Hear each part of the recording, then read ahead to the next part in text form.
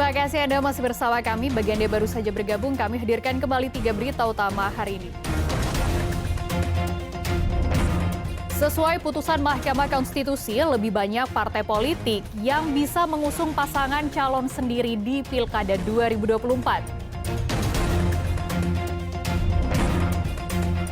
Di akhir pekan, tawuran kembali pecah di Jalan Raya Bojongnangka, Kabupaten Bogor. Dua kelompok remaja yang bertikai saling serang menggunakan senjata tajam.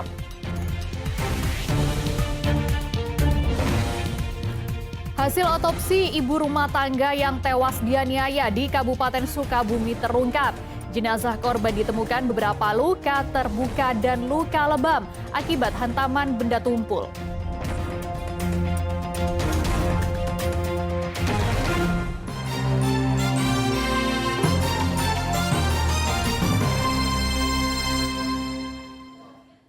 Di akhir pekan, tawuran kembali pecah di Jalan Raya Bojongnangka, Kecamatan Gunung Putri, Kabupaten Bogor. Dua kelompok remaja yang bertikai saling serang menggunakan senjata tajam.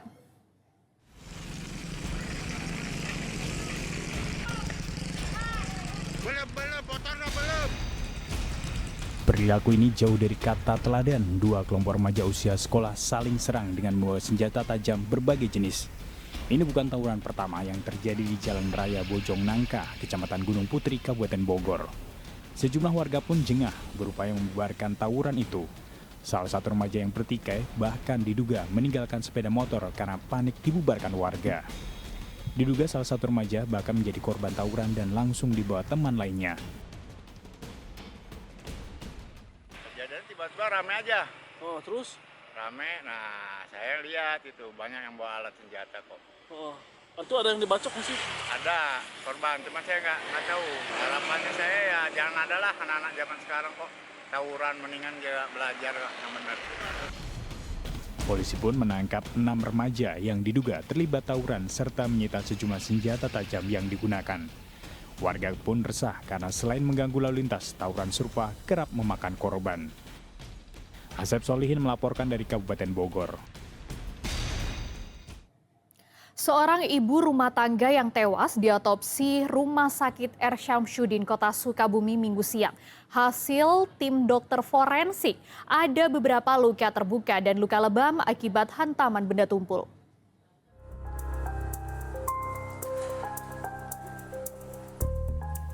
Autopsi dimulai pukul 8.30 hingga pukul 10.30 waktu Indonesia Barat di Rumah Sakit R. Syamsuddin, Kota Sukabumi. Hasil pemeriksaan dokter forensik ada beberapa luka yang diakibatkan hantaman benda tumpul, hingga ada luka terbuka yang menembus tulang. Sedangkan luka terbanyak berada di kepala atau wajah dan badan korban. Selain itu ada luka patah tulang di bagian dada, dan penyebab kematiannya diperkirakan akibat luka di wajah dan banyak mengeluarkan darah.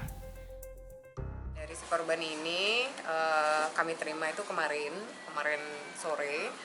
Kemudian dari hasil pemeriksaan luar itu ditemukan ada beberapa luka, baik itu luka terbuka, memar, dan juga luka-luka lecet. Itu ada di daerah kepala, wajah, dan terutama adalah alat gerak atas. Kemudian pagi ini kita otopsi. Dari pemeriksaan dalam kita temukan ada beberapa patah tulang, terutama di daerah wajah. Kemudian di lengan bawah itu juga ada patah, kemudian ada perdarahan juga di daerah otak karena sebagian besar traumanya itu adalah di daerah kepala. Apa yang menyebabkan kematiannya apa? Yang di daerah wajah dan kepala. Sementara itu, keluarga meminta agar pelaku tidak lagi di kampungnya karena dikhawatirkan akan mencelakai orang lagi.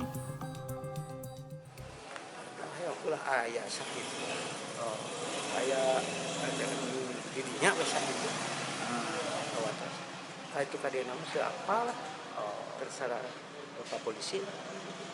Ulah ayah dari di kampung, gitu. Jangan lagi ada di kampung. Itu kenapa Pak? Jangan ada lagi di kampung. Kenapa? Atau khawatir anak-anak atau takutnya jadi gitu-gitu lagi. Khawatir saya mah. Sebelumnya, polisi bersama warga Kampung Gunung Hiur, Desa Bantarsari, Kecamatan Pabuaran, Kabupaten Sukabumi menangkap pria berusia 25 tahun lantaran telah menyerang 2 orang tanpa sebab pada Sabtu siang.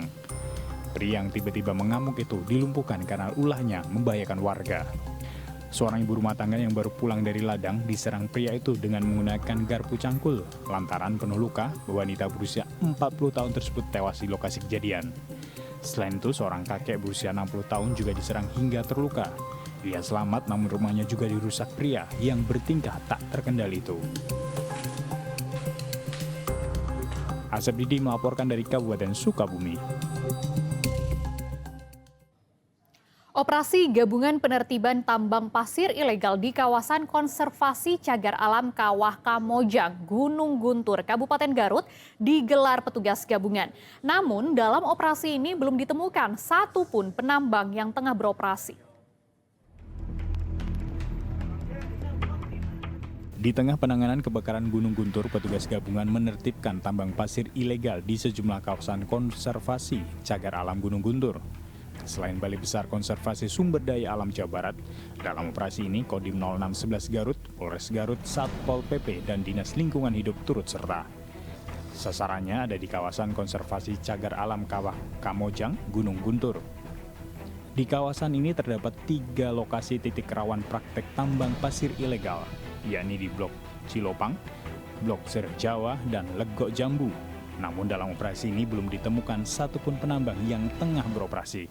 Operasi gabungan ini sebagai jawaban terhadap pengaduan dari masyarakat adanya penggalian pasir ilegal di komplek Gunung Guntur yang masuk kawasan konservasi CA Kawah Kamojang.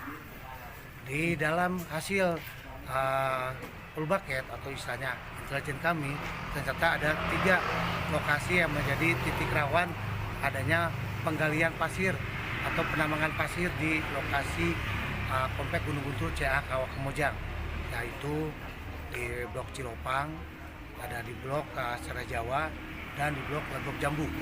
Nah, itu yang menjadi 3 sasaran lokasi itu target operasi kita untuk melakukan penertiban terhadap penambangan pasir di sana. Penertiban dilakukan dengan langkah memasang portal di 3 lokasi tersebut. Fungsinya untuk menghambat akses masuk dan keluar truk yang selama ini mengangkut pasir secara ilegal. Selain itu, petugas juga memasang spanduk larangan praktek tambang ilegal di lokasi yang sama. Eko Setiabudi melaporkan dari Kabupaten Garut.